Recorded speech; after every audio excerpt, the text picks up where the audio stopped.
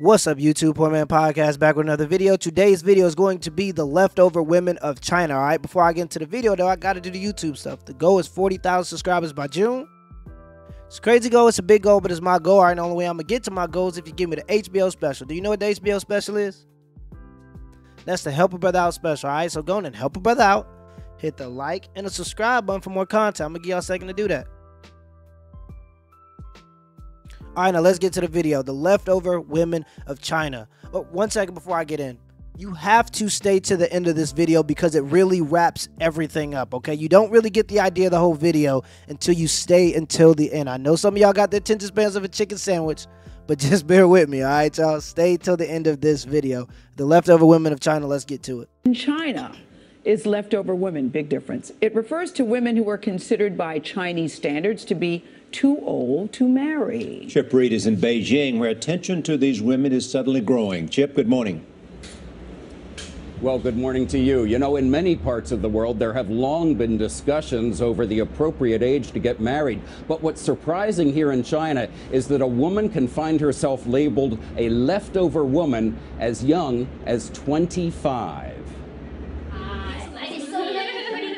At a book party in Beijing, American author Joy Chen offered dating advice for Chinese Keep that in women. mind. Presenting how This is awesome American and impressive woman. we are at work might not be the best way to impress a man. 不是他们的根本的问题。 Chen, a former deputy mayor of Los Angeles and a successful businesswoman, is the author of the Chinese-language book Do Not Marry Before Age 30, in which she urges women to pursue their careers while postponing marriage.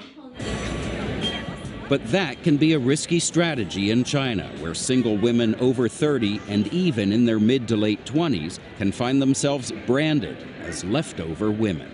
Explain to me what it is like for a Chinese woman to be a leftover woman. When they go to work, people call them leftovers to their face. Chen says these women are trapped between the present and thousands of years of Chinese history. So 31 and not married, you're over the hill. Is like a complete travesty, you know, and these women are just women who've been playing by the rules, achieving as they've been taught to achieve since they were little, you know, getting great grades, going off to great schools, getting great jobs. Then in their mid-20s, Chen says, the rules change. And then suddenly it's like, bam, oh, wham. No, don't achieve. You don't want to scare the boys. You know, slow down and jump back into your traditional roles as a wife and a mother. This is absolutely ridiculous. You have to see the conflict of interest, okay? She is an American businesswoman that conveniently enough wants to teach other Chinese women, or trying to teach Chinese, selling a book to Chinese women that it's okay to be 30 and still working. Even in a country where they have a derogatory term that they call these women when they're at a certain age and they don't have a husband or a boyfriend. She's still trying to promote Western values in a country that does not, they don't value Western values. All right? And it's absolutely ridiculous to me that, and this is why I tell women, be careful who you're taking advice from, because women in miserable positions, or just people in general in miserable positions, love other people to be in those miserable positions. Like, for example, you ever went in late you ever went into work late or into class late? It feels a lot better when there's another person late with you, doesn't it? Okay? Misery loves company. It's always nice when somebody else is feeling the same things you're feeling. And she is selling a book to Chinese women, exploiting them, teaching them that their tradition is wrong and they should do it the American way, pretty much. Why do women think that you can go out and work hard for a career, but it's bad to do that if you want to be a traditional wife? Okay? Why do you think you could go to, like, women will go to school for 4 years, go into $60,000, $100,000 of debt, whatever it may be, put on a suit, do their resume, go into an office situation and try to get hired on for their quote unquote career. But where's that same energy when it comes to becoming a traditional housewife? If your goal is to be a traditional housewife, you have to put forth the same effort. You can't just think that one day a 6'4" baller is going to walk into your life, because statistically speaking, it just ain't going to happen. And the thing is, we don't like to say this in America, but this is the same values we have here. These are the same values. All right, at the age of 35, we're not allowed to say it as men. But listen to this. At the age of 35, and this is just the statistics, it's not me being a mean guy. All right, at the age of 35, your chances of getting married are now 30%. At the age of 40, they now drop to 20%. These are the leftover women of America. And a lot of people don't like to talk about this, but it's just the facts. I mean, what do you want me to do? Is you go look it up. Let's continue the video. Make sure you stay till the end because it'll wrap this whole thing up. Let's continue the video. The problem is that's not easy. Catherine Joe spent her 20s and early 30s working on her career. Now 35, she says she can't get a date, much less a husband. Chinese men, she says, want younger, more subservient wives. Maybe younger girl is more naive and easygoing. She says many men find her intimidating. I'm quite independent. Maybe this is also one of the reasons the person afraid to be with me. Catherine says she learned those qualities from her parents. Until she finds a husband, she's living with them. Wow. Which means she feels constant. Wow. Okay. She goes on to say, I'm an independent woman, but then she lives with her parents. Do you see the idea here? Why is it, and she also says, I'm an independent woman, so maybe that's something that intimidates the men. Why is it anytime women don't meet the male standard, we're intimidated by them in some way? All right. If they're too old, we're intimidated. If they have 2 children out of wedlock and have a baby daddy somewhere and nobody wants to be the stepdaddy, we're intimidated. If they're overweight or obese and men don't want to date them because they're overweight or obese, we're intimidated by them. You don't see me as a 5'8" man going up to women and saying, well, because you chose the 6'4" guy instead of me, you must be intimidated by me. That would be absolutely ridiculous, right?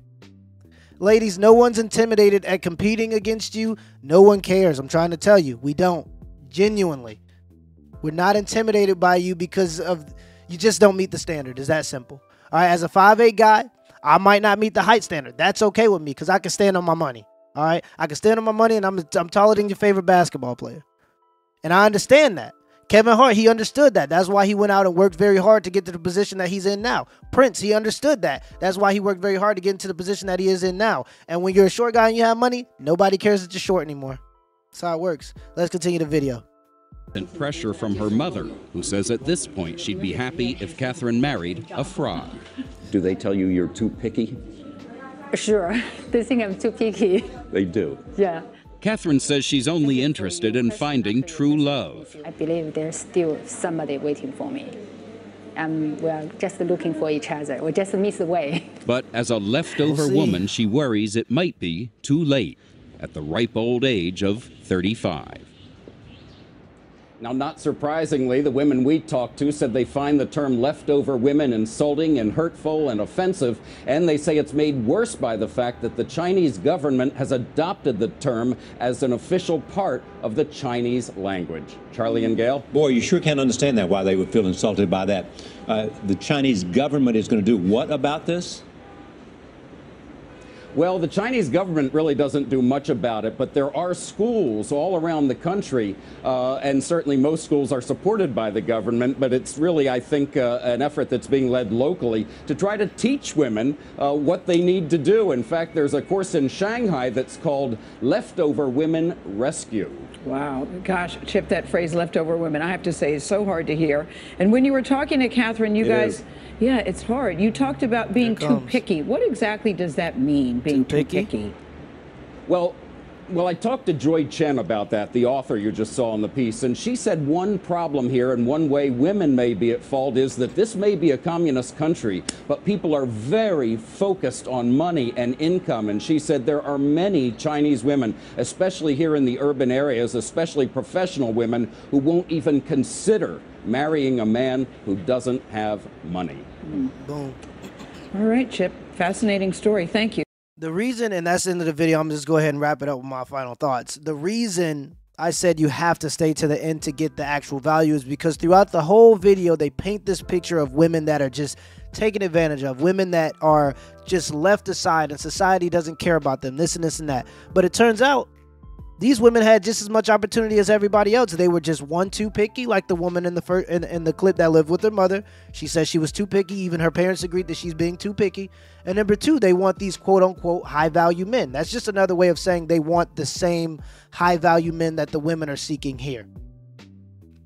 Western views in an Eastern country, it might not work out the same. All right? It might not work out the same. So you have women that are still average women. Just like, and if there's one thing about the Kevin Samuels show, I can say this. It really, and a lot of his points are great. He makes great points. All right, let's not get that carried away. He makes great points. I'll say that off the bat. But some of it is entertainment because he's gotten to the point where he has to have a show. All right, some of it's entertainment. I get it.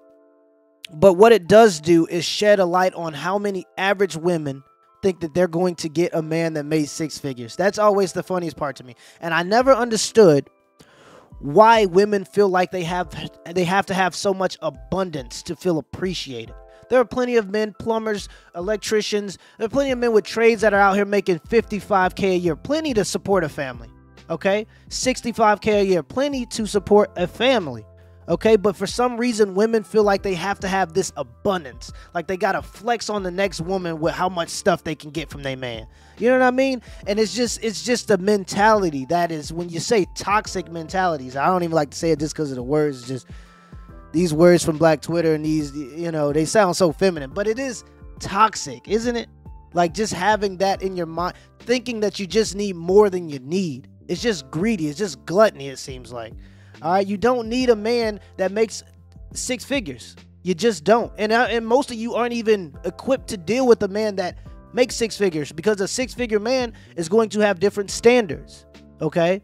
He's going to have more options, okay? He's not going to be able to spend as much time. These are things that you trade off when you go after these high-value men, all right? Go get you a man that loves you, that can come home at the end of the day, spend time with you and the kids and be happy. And you know, he might not make a whole bunch of money. He makes enough to keep his family together, but he doesn't have a whole bunch of options in terms of other women, so you don't have to compete as much. Ladies, go get you one of them dudes. Ain't nothing wrong with that. The annual trip. Go on vacation maybe once or twice, or once a year, or once every 2 years. There's nothing wrong with living a regular life, okay? Most people are average, and most people should have average people with them. Till next time.